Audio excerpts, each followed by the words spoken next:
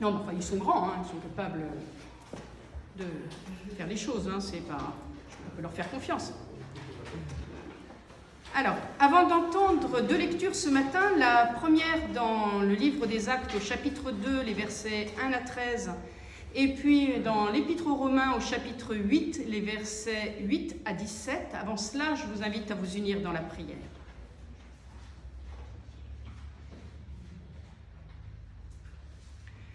Ô Dieu, ton soutien pour avancer, ton souffle pour aimer et ton amour pour vivre, tout cela, tu le sais, nous est nécessaire. Sois donc au milieu de nous, et nos mots porteront ta parole, nos gestes transmettront ta tendresse. L'eau, le pain, le vin, nous parlerons de ton alliance avec nous. Seigneur, fasse que ta parole nous aide à vivre et nous mette en marche. Amen. Amen. Livre des Actes, chapitre 2, les versets 1 à 13. Quand le jour de la Pentecôte arriva, les croyants étaient réunis tous ensemble au même endroit. Tout à coup, un bruit vint du ciel, comme un violent coup de vent, et il remplit toute la maison où ils étaient assis. Ils virent apparaître des langues pareilles à des flammes de feu. Elles se séparèrent et se posèrent une à une sur chacun d'eux. Ils furent tous remplis de l'Esprit Saint et ils se mirent à parler en d'autres langues, selon que l'Esprit leur donnait d'exprimer. À Jérusalem, il y avait des Juifs qui honoraient Dieu venus de tous les pays du monde. Quand ce bruit se fit entendre, ils s'assemblèrent en foule. Ils étaient tous profondément surpris, car chacun d'eux entendait les croyants parler dans sa propre langue. Ils étaient remplis de stupeur et d'admiration et disaient « Ces gens qui parlent, ne sont-ils pas tous galiléens? Comment se fait-il que chacun de nous les entende parler dans sa langue maternelle? Parmi nous, il y en a qui viennent du pays des Parthes, de Médie et d'Élam. Il y a des habitants de Mésopotamie, de Judée et de Cappadoce, du Pont et de la province d'Asie. Certains sont de Phrygie, de Pamphylie, d'Égypte, de la région de Cyrène en Libye. D'autres sont venus de Rome, de Crète et d'Arabie. Certains sont nés juifs et d'autres sont convertis à la religion juive. Et pourtant, nous les entendons parler dans nos diverses langues des grandes œuvres de Dieu.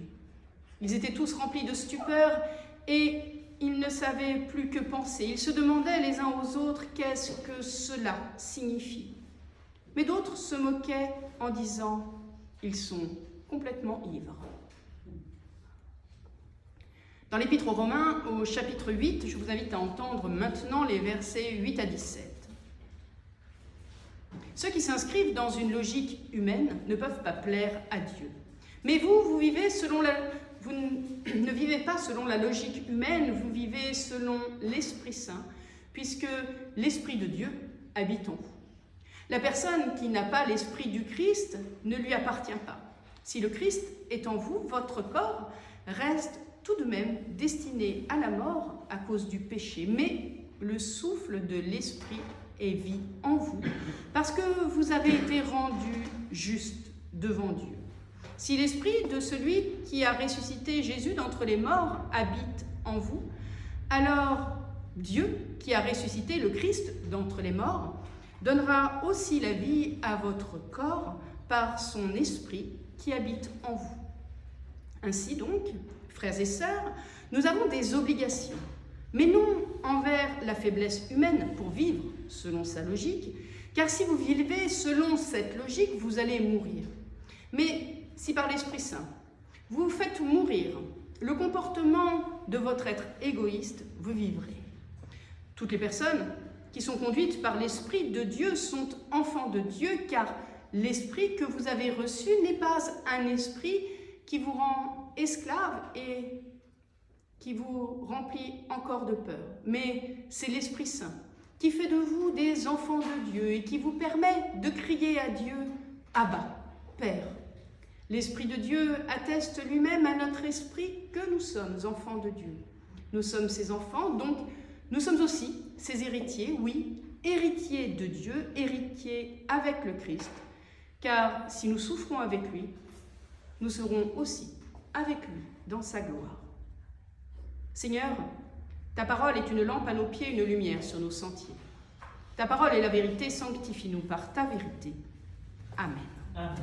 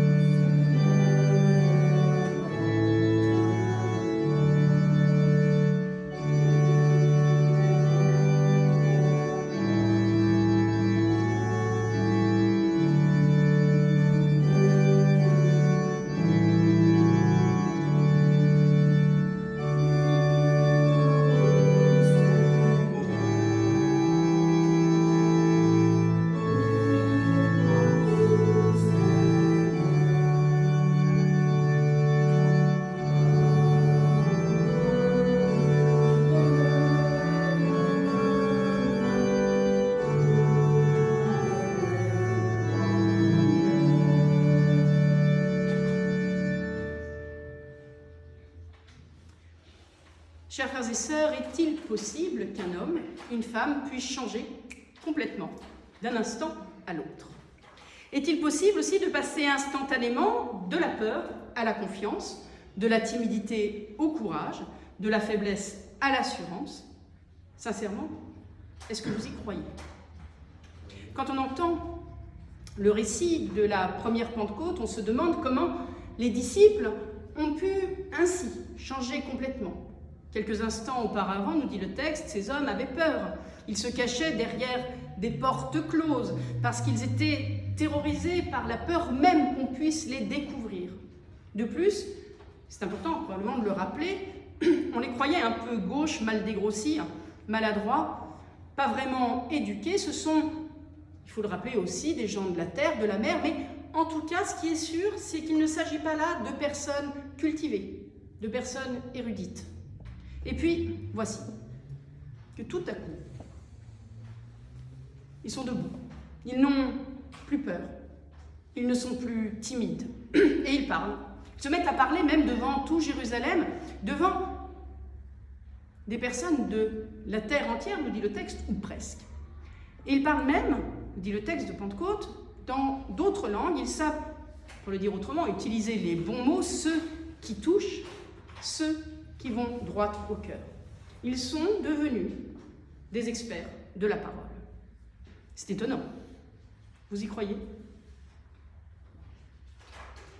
On aimerait bien y avoir été pour pouvoir se faire une opinion, quoique, nous dit le texte, il y a même parmi ceux qui ont assisté à la situation, qui n'ont pas cru, ils pensaient même que c'était l'effet de la boisson.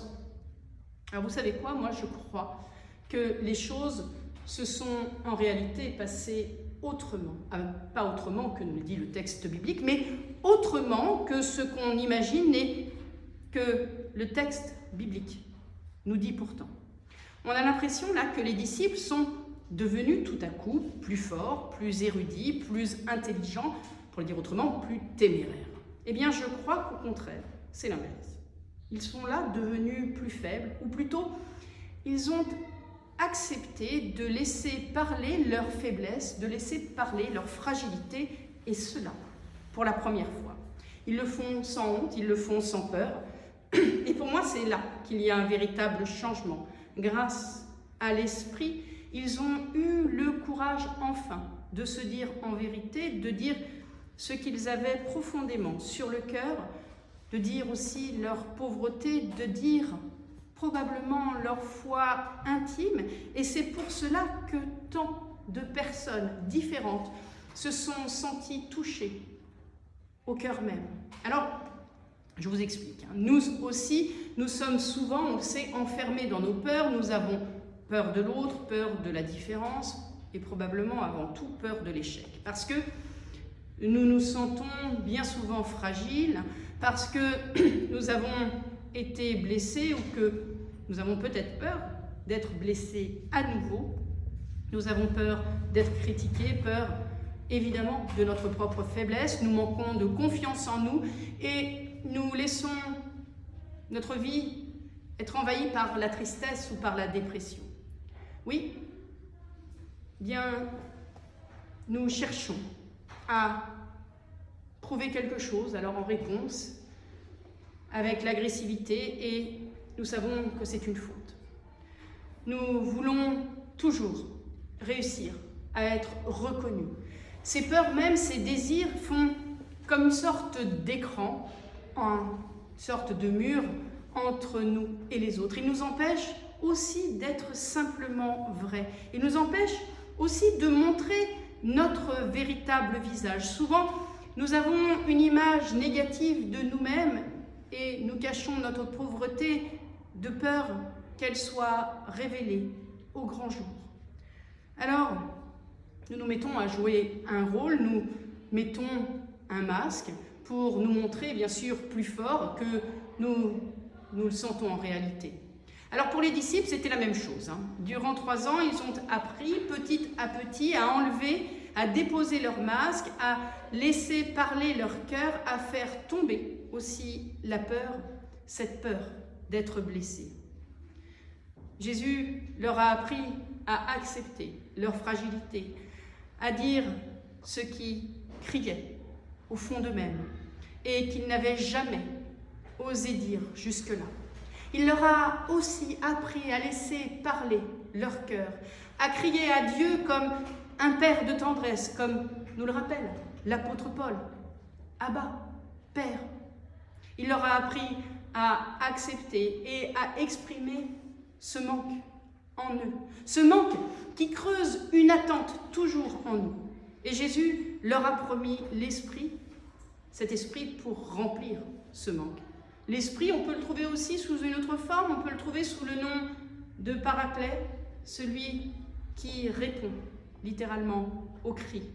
L'Esprit, c'est ce qui nous permet de témoigner de notre foi au travers même de notre fragilité parce qu'il nous console. C'est ce qui nous permet aussi de dire oui, je suis fragile, mais Dieu m'accepte tel que je suis en Jésus-Christ. L'Esprit en nous n'est pas donné parce que nous sommes bien, parce que nous sommes bien formés théologiquement, parce que nous sommes performants spirituellement, parce que nous sommes forts, parce que nous sommes capables d'assumer des responsabilités, ou encore parce que nous serions naturellement sympathiques et prêts à répondre aux besoins des autres. Le souffle de Dieu nous est donné parce qu'il y a un décalage entre ce que nous sommes capables d'être et de faire par nous-mêmes et ce que nous sommes appelés à être et à faire vivre. L'Esprit vient, et il vient dans notre manque, dans notre fragilité, dans notre faiblesse, en réponse à notre prière. Il vient nous délivrer de nos peurs, de nos angoisses. Il vient aussi nous remplir d'une grande confiance, celle qui nous vient du sentiment très doux d'être simplement aimé. Je crois donc aussi que ce n'est pas tellement la force de l'intelligence ou de l'érudition des disciples qui a frappé le jour de Pentecôte, mais plutôt leur témoignage qui venait du cœur, qui venait de leur fragilité même. Et c'est parce qu'ils ont laissé enfin tomber le masque, parce qu'ils ont ouvert leur cœur en toute confiance qu'ils ont touché et qu'ils ont pu toucher tant de personnes. Ils n'ont pas cherché à écraser les autres en leur imposant un quelconque point de vue, mais au contraire, ils ont osé se mettre à nu avec confiance pour partager leur vie. Vous avez peut-être été au contact une fois ou l'autre d'une personne qui avait un handicap. Pour la plupart, ce sont des personnes qui ont souffert du rejet ou du mépris. Et elles ne trouvent que rarement les mots pour exprimer ce qu'elles ressentent, et cette souffrance fait parfois naître en elles des formes de colère ou de dépression. Mais vous l'avez probablement remarqué, ce sont donc des personnes qui sont avides d'une relation chaleureuse. Elles demandent plus encore que les autres, encore plus qu'on les écoute, qu'on ait le cœur ouvert. Avec elles, il n'est plus possible de faire comme d'habitude, plus possible de porter un masque. Il faut être nature, oser exprimer ce qu'il y a au plus profond de chacun de nous. C'est très souvent salutaire d'abord pour nous et nous pouvons y gagner beaucoup en humanité. Dans la vie ordinaire, nous sommes dans un monde, on le sait, de compétition où il faut réussir à tout prix, mais en vivant avec des personnes plus faibles, on peut découvrir qu'il y a autre chose, quelque chose de beaucoup plus essentiel dans la vie. Offrir son être, s'offrir soi-même dans une relation à cœur, offrir sa fragilité et sa confiance. Quand on se montre fort et capable, on a besoin de personne et on tend à se suffire à soi-même, mais on ne rencontre personne en vérité. Au contraire, on a plutôt tendance à les écraser ou encore à leur faire peur. La force, ça isole. Mais si nous reconnaissons, si nous acceptons de reconnaître notre propre faiblesse, notre fragilité, si nous acceptons de l'offrir à l'autre, alors les cœurs s'éveillent et la confiance s'établit. Si quand nous sommes fragiles, quand nous montrons que nous avons besoin des autres, alors un vrai dialogue, enfin, peut s'établir. Souvenez-vous quand Jésus rencontre la Samaritaine. Il est fatigué, il a soif, il a besoin d'elle, il lui dit « Donne-moi à boire ». Et à ce moment-là, le dialogue se noue. La douceur, l'humilité, la vulnérabilité de Jésus permettent à cette femme de reprendre confiance, de recevoir quelque chose pour elle, une parole qui lui est adressée, une parole qui la redresse. Recevoir le Saint-Esprit, c'est cela, d'abord, je crois. C'est ce souffle qui vient en nous pour nous réconcilier avec notre cœur. C'est cette énergie aussi qui réveille en nous ce qui n'osait plus ou qui n'a jamais osé s'exprimer. Cette confiance originelle de l'enfant qui s'est enfouie au plus profond de notre être. Cet esprit qui nous donne d'accueillir l'autre, de l'accueillir sans masque, de nous présenter à lui sans double jeu, sans avoir besoin de se montrer plus fort qu'on est en réalité. Il nous donne alors l'audace d'offrir notre humilité, cette humilité qui ouvre les portes des cœurs et qui crée la confiance, qui fait descendre les murs qui nous séparent. Alors, grâce à l'Esprit, notre fragilité devient un chemin d'amour. Je crois que c'est cela qui a changé fondamentalement le jour de Pentecôte. En recevant l'Esprit, les disciples ont reçu le don de se donner sans gêne dans toute leur fragilité. Ils ont reçu le don de dire comment, eux, ils avaient été rejoints par le Christ dans leurs propres blessures. Ils ont reçu aussi le don d'ouvrir leur cœur en toute simplicité et de dire comment le Christ les avait guéris de toutes les peurs. Et ainsi, leur vie a changé. Ce message, ils ont osé le dire avec tellement de simplicité que tous ceux qui les entendaient l'ont entendu comme dans leur langue maternelle, comme des paroles habitées. Oui, ce n'était pas simplement des mots alignés les uns derrière les autres, mais des mots pleins de sens, pas des mots pour ne rien dire. Ce jour-là, ceux qui étaient là ont entendu pour la première fois des hommes et des femmes qui parlaient simplement, sans toutes sortes de circonvolutions. Il disait simplement des mots habités, des mots tout simples, des mots évidents, mais que personne, peut-être, n'avait osé dire avant. Ces mots qui respiraient la douceur de l'amour, des mots qui respiraient la paix, des mots qui respiraient la joie. C'est cela, réellement, la Pentecôte. C'est la fête de la simplicité du cœur, et ça peut arriver à chaque instant et à chaque endroit, car l'Esprit Saint souffle où il veut. Amen. Amen.